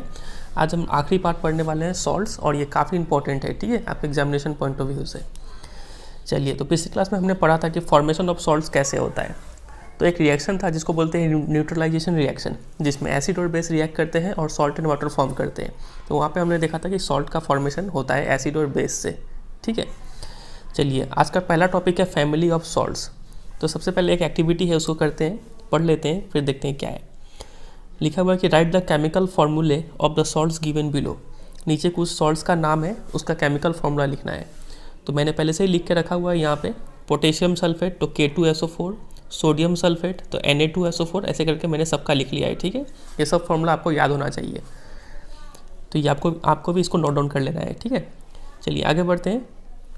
फिर लिखा हुआ है identify the acids and bases from which the above salts may be obtained. तो बताना है कि कौन सा एसिड और बेस मिलकर ये सॉल्ट बना होगा, ठीक है। तो ये पहचानना बहुत ही आसान है। मान लीजिए इसका एग्जांपल लेते हैं K2SO4, ठीक है। तो यहाँ पे आपको सल्फेट दिख रहा है, तो आप बताइए कौन सा एसिड में सल्फेट होता है। एक ही एसिड है जिसमें सल्फेट होता है, H2SO4, ठीक है। और ये है पोटेशियम, तो ये पक्का बेस से आया होगा। तो प्लस कोई भी एक बेस का नाम लीजिए। बेस बनाने के लिए इसमें क्या लगाना होता है, हाइड्रोक्साइड। तो पोटेशियम हाइड्रोक्साइड प्लस H2SO4 ये बनेगा, और प्लस वाटर बनेगा। तो यहाँ पे एसिड और बेस हमने आइडेंटिफाई कर लिया। सल्फ्यूरिक एसिड है एसिड यहाँ पे, और पोटेशियम हाइड्रोक्साइड यहाँ पे बेस है। ऐसे करके आप सबका पता लगा सकते हैं, ठीक है। फर्स्ट वाले में OH लगा दीजिए, सेकेंड वाले में H लगा दीजिए। इसमें MgOH होल ट्वाइस H2SO4, इसमें NaOH और HCl, ठीक है। ऐसे करके कर सकते हैं आराम से। तो तीसरा पॉइंट है salts having the same positive और negative radicals are said to belong to a family. For example, अब देखिए पॉजिटिव और नेगेटिव रेडिकल्स क्या होता है। जैसे यहाँ पे NaCl अगर लेते हैं, तो NaCl को जब इलेक्ट्रोलाइसिस करेंगे तो ये टूटेगा Na प्लस और प्लस Cl माइनस। तो इसको बोलते हैं पॉजिटिव रेडिकल, इसको बोलते हैं नेगेटिव रेडिकल। तो ऐसा सॉल्ट जिसका पॉजिटिव रेडिकल सेम हो, जैसे कि Na2SO4 को भी अगर तोड़ेंगे तो यहाँ पे Na प्लस कहीं ना कहीं मिलेगा, ठीक है। तो पॉजिटिव रेडिकल सेम हो रहा है यहाँ पे। तो हम लोग बोलते हैं कि NaCl और Na2SO4 एक ही फैमिली से बिलोंग करते हैं, ठीक है। सिमिलरली आप चाहे तो NH4Cl और NaCl दोनों में क्लोरीन है, तो ये दोनों को भी बोलेंगे कि ये दोनों एक ही फैमिली से बिलोंग करते हैं। तो वही पहला जो टॉपिक था फैमिली ऑफ सॉल्ट्स, आपको पता चल गया होगा कि फैमिली किसको बोलते हैं, ठीक है। तो ऐसा सॉल्ट्स जिसमें पॉजिटिव या फिर नेगेटिव रेडिकल सेम हो, तो उस सॉल्ट्स को हम लोग बोलते हैं फैमिली ऑफ सॉल्ट्स, ठीक है। जैसे कि NaCl Na2SO4 हो गया, Na सेम है। वैसे ही NaCl KCl दोनों में क्लोरीन सेम है, नेगेटिव रेडिकल। तो ये दोनों सेम फैमिली से, और वो दोनों भी सेम फैमिली से बिलोंग करते हैं, ठीक है। पहला टॉपिक खत्म। अब हम लोग मूव करते हैं pH ऑफ सॉल्ट्स। पिछले क्लास में हमने पढ़ा था pH ऑफ एसिड्स और बेस। अब pH ऑफ सॉल्ट्स क्या होता है, ठीक है। तो आप पाएंगे कि हमें पता है कि एसिड प्लस बेस मिलता है सॉल्ट प्लस वाटर, ठीक है। अब देखिए, मान लीजिए एसिड हमने ले लिया एक स्ट्रॉन्ग एसिड, और बेस हमने ले लिया एक वीक बेस। तो ये जो सॉल्ट बनेगा ना, ये एक एसिडिक सॉल्ट बनेगा, ठीक है, क्योंकि एसिड का यहाँ पे जोर ज़्यादा रहेगा यहाँ पे, ठीक है। तो ऐसा सॉल्ट को हम लोग बोलते हैं एसिडिक सॉल्ट। और इसको अगर हम लोग यूनिवर्सल इंडिकेटर से टेस्ट करेंगे और pH स्केल में टेस्ट करेंगे, तो हम पाएंगे कि जो इसका pH है, चूँकि ये एसिडिक है, तो 7 से कम होगा इसका pH, ठीक है। इतना समझे। और अगर हम एसिड का जगह एक वीक एसिड लिए होते, acid plus base gives salt plus water. अगर हम एसिड एक वीक एसिड ले लिए होते और बेस एक स्ट्रॉन्ग बेस ले लिए होते, तो मेरा जो सॉल्ट मिलता ना, वो मिलता है एक बेसिक सॉल्ट, और इसका जो pH होता वो होता मोर देन 7, ठीक है। और अगर दोनों ही स्ट्रॉन्ग लेते तो ये एक न्यूट्रल सॉल्ट बनता और इसका pH होता है एग्जैक्ट 7। दोनों ही वीक लेते तो भी न्यूट्रल होता है ये, ठीक है। तो वही यहाँ पे अब लिखा गया है कि salts of a strong acid and a strong base are neutral with pH of 7। Salts of a strong acid and weak base, strong acid है मतलब एसिडिक होगा, pH less than 7। And those of a strong base and weak acid, strong base है मतलब वो salt basic होगा in nature और pH value more than 7 होगा।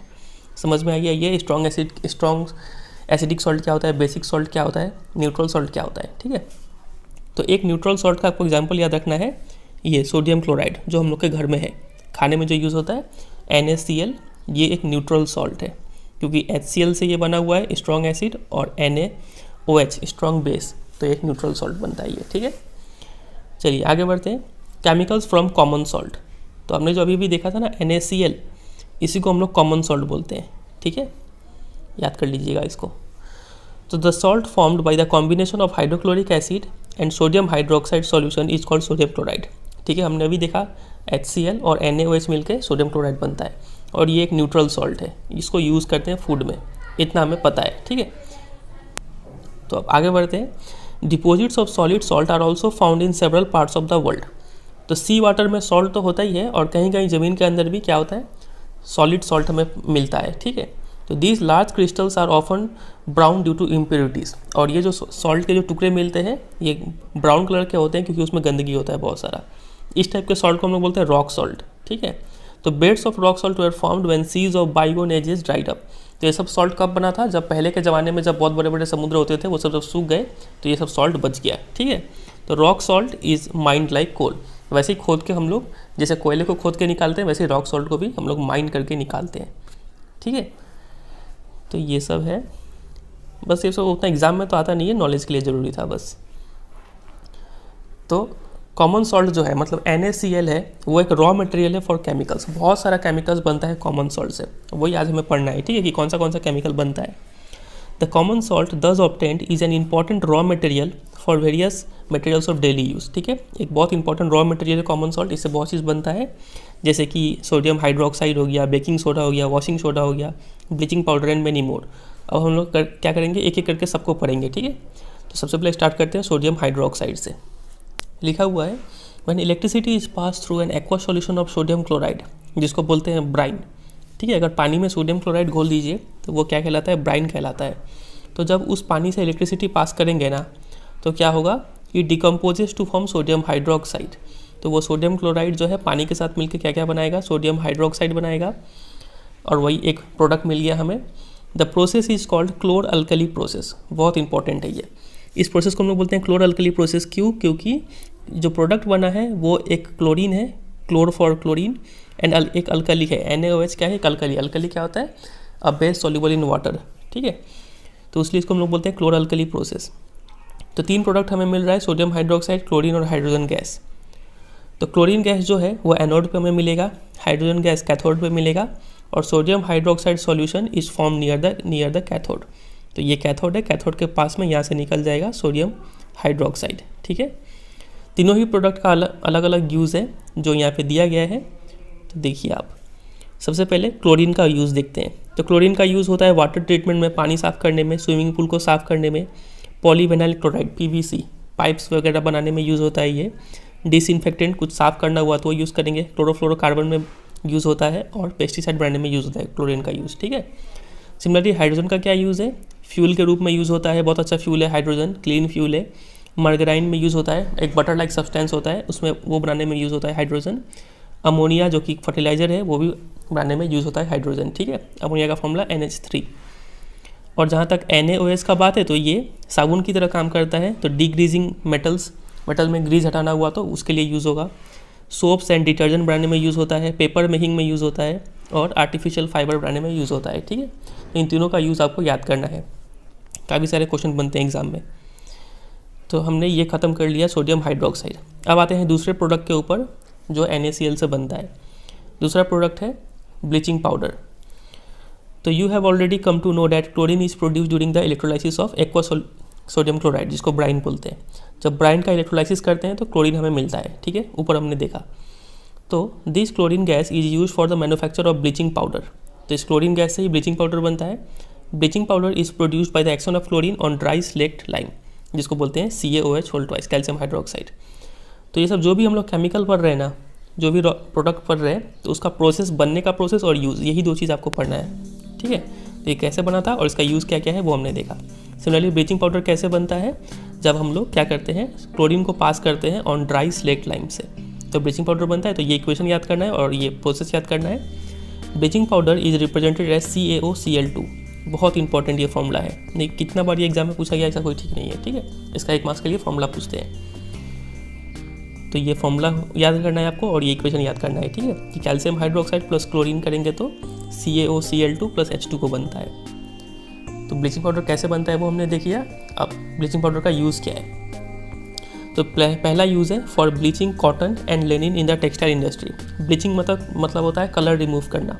तो कॉटन और लेनिन का जो कपड़ा होता है उसका कलर रिमूव करने के लिए यूज़ किया जाता है ब्लीचिंग पाउडर को।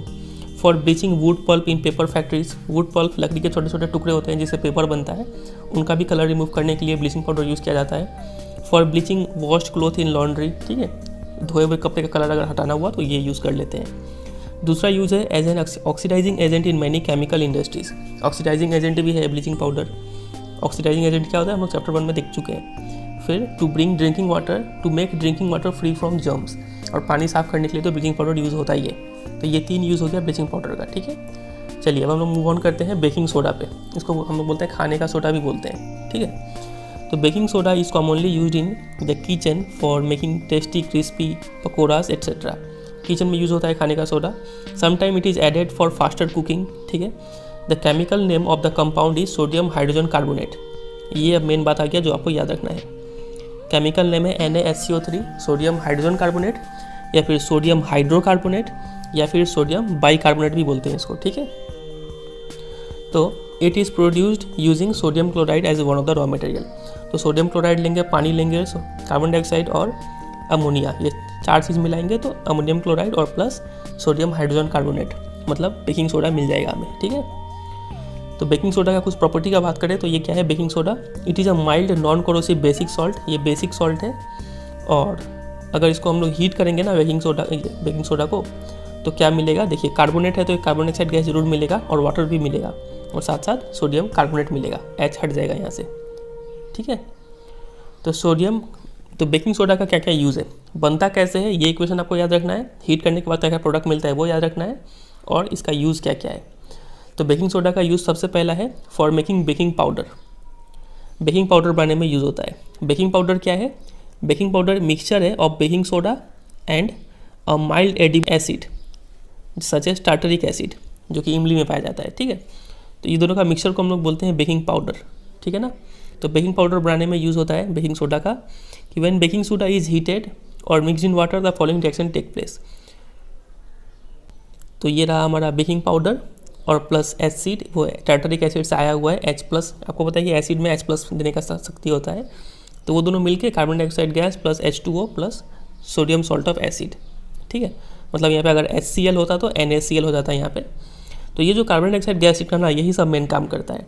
The carbon dioxide gas produce during the reaction causes bread और या फिर cake to rise making them soft and spongy. रोटी फूलने में हेल्प करता है या फिर केक को फूलने में हेल्प करता है, जिससे वो सॉफ्ट एंड स्पॉन्जी हो जाता है, ठीक है। इसलिए तो बेकिंग सोडा ऐड करते हैं हम लोग। चलिए पहला यूज़ ये हो गया कि बेकिंग पाउडर बनाने में यूज़ होता है। Number 2, sodium hydrogen carbonate is also an ingredient in antacids.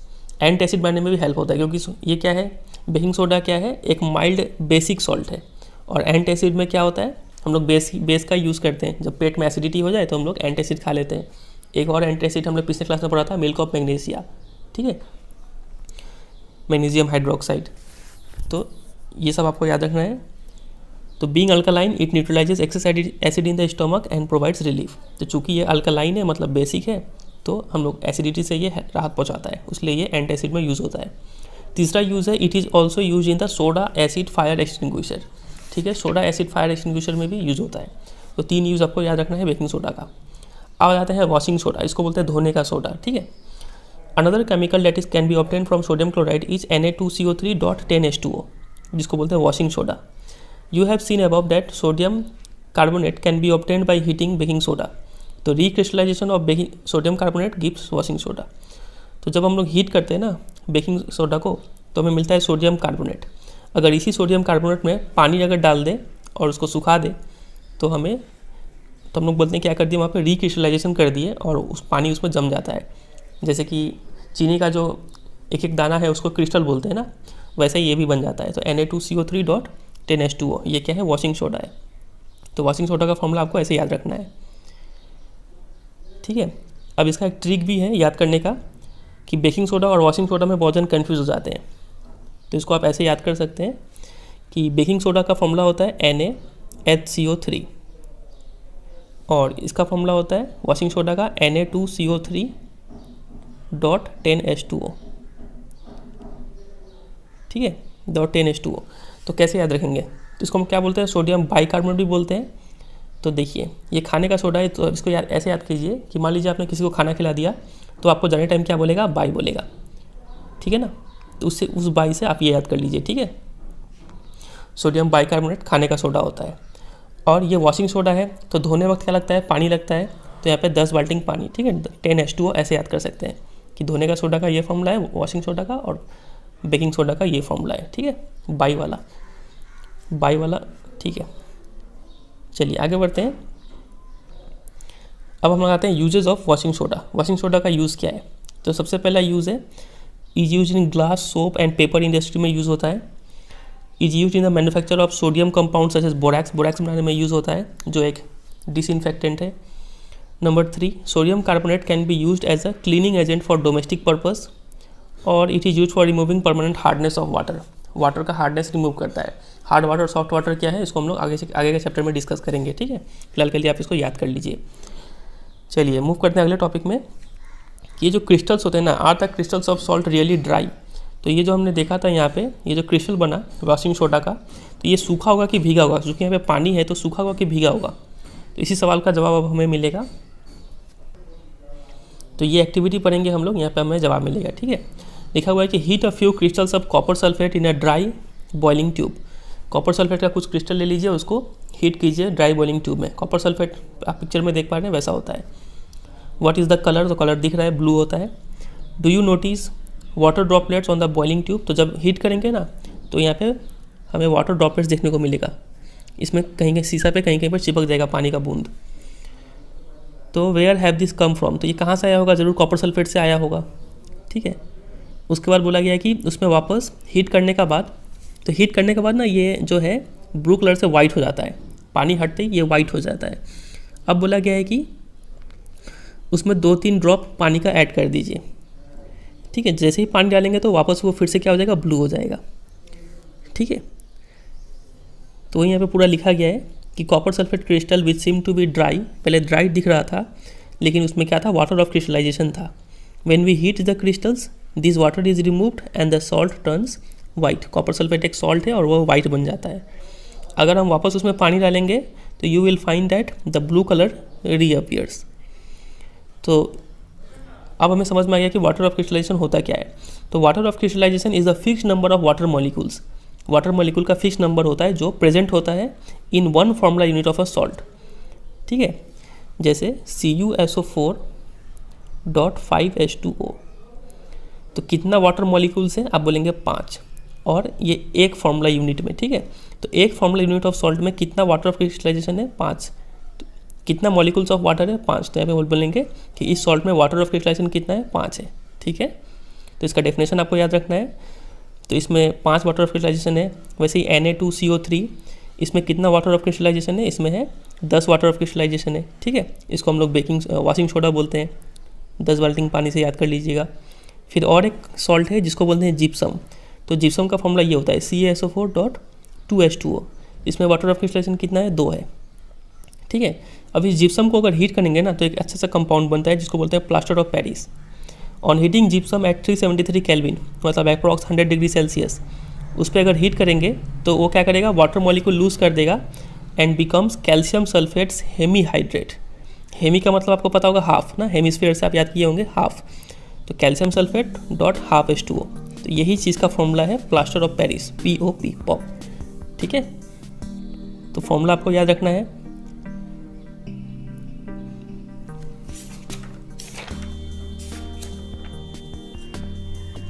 अब देखिए यहाँ पे क्या होगा, ये रहा। तो इस प्लास्टर ऑफ पेरिस का यूज़ कहाँ पे होता है, तो ये जो सब्सटेंस है प्लास्टर ऑफ पेरिस, डॉक्टर इसको यूज़ करते हैं as a plaster for supporting fractured bones in the right position. ठीक है, हड्डी उड्डी टूट जाए तो जो पट्टी बांधते हैं वो इसी का बना होता है। ठीक है, प्लास्टर ऑफ पेरिस का। तो plaster of Paris is a white powder and on mixing with water it changes to gypsum once again giving a hard solid mass. तो ये तो पहले पाउडर था, लेकिन डॉक्टर जैसे उसमें पानी मिला के पट्टी बनाने की कोशिश करता है तो वो पट्टी बन के क्या बन जाता है, वापस जिप्सम में कन्वर्ट हो जाता है, और जो कि हार्ड सब्सटेंस होता है। ठीक है, और क्या यूज़ है प्लास्टर ऑफ पेरिस का, it is use for making toys, materials of for decoration and for making surfaces smooth. तो ये 3-4 यूज़ है जो आप याद कर सकते हैं। बस इतना ही था ये चैप्टर। तो इसके ऊपर बहुत सारा क्वेश्चन बनेगा। ठीक है, सबका बनता कैसे है और यूज़ क्या है, यही 2 से ज़्यादा क्वेश्चन बनता है बस। और क्वेश्चन ऐसे भी पूछ सकते हैं, जैसे कि यहाँ पे कुछ क्वेश्चन है, ये रहा। ये क्वेश्चन देखिए, क्वेश्चन ऐसे पूछा जाता है एग्जाम में कि name the sodium compound which is use for softening hard water. तो हार्ड वाटर से किसको सॉफ्ट किया जाता था, मतलब कौन हार्ड वाटर को सॉफ्ट करता है, तो हमने देखा था वॉशिंग सोडा था इसका। वॉशिंग सोडा का फॉर्मूला याद हो गया होगा, Na2CO3 और कितना बाल्टिंग पानी, 10H2O। ठीक है, ये है वॉशिंग सोडा का फॉर्मूला। फिर ये देखिए, name the substance which on treatment with chlorine yields मतलब गिव्स ब्लीचिंग पाउडर। तो क्लोरीन के साथ क्या मिलाने से ब्लीचिंग पाउडर मिलता था, तो हमने देखा था dry slaked lime, CaOH whole twice plus Cl2 बनता है क्लोरीन। क्लोरीन का बनता है ब्लीचिंग पाउडर।